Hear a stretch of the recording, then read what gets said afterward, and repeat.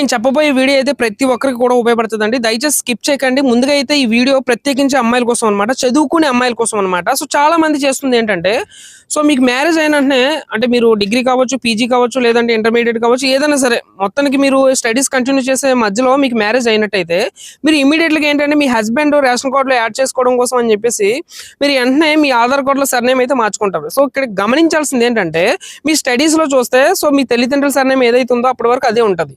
కానీ ఆఫ్టర్ మీరు in case ఒకవేళ పొరపాటున మీ యొక్క ఆధార్ కార్డులో నేమ్ అనేది చేంజ్ చేసుకుంటే, సో తర్వాత నుంచి మీరు క్యాస్ట్ సర్టిఫికేట్ కావాలనుకున్నా, ఇంకొకటి కావాలనుకున్నా, ఏదైనా సరే మీ ఆధార్ కార్డులో మీ హస్బెండ్ యొక్క సర్నేమ్ ఉంటుంది కనుక సో అది కంటిన్యూ అవుతుంది. సో అప్పుడు ఏమవుతుంది, బిఫోర్ మీ యొక్క సర్టిఫికెట్లో మీ తల్లిదండ్రుల యొక్క ఇంటి పేరు ఉంటుంది. సో అప్పుడు అది ఇది మిస్ మ్యాచ్డ్ అవుతుంది అనమాట. సో మస్ట్ అండ్ షుడ్గా డిగ్రీ, పీజీ వీళ్ళు చదువుకునే వాళ్ళకైతే చాలా చాలా చాలా ఇబ్బంది అవుతుంది.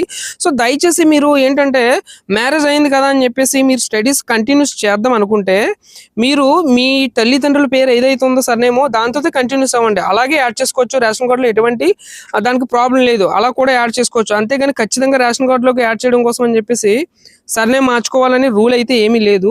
సో మీరు స్టడీస్ కంటిన్యూస్ చేయాలనుకుంటే మాత్రం ఖచ్చితంగా మీ యొక్క ఆధార్ కార్డులో సర్నేమ్ మార్చుకోవాల్సిన అవసరం అయితే లేదు. సో రేషన్ కార్డులో యాడ్ చేయడం కోసం అని చెప్పేసి మీరు అట్లాగే యాడ్ అవ్వచ్చు. మీ తల్లిదండ్రుల సర్నేమ్ ఏదైతుందో దాంతో యాడ్ అవ్వచ్చు.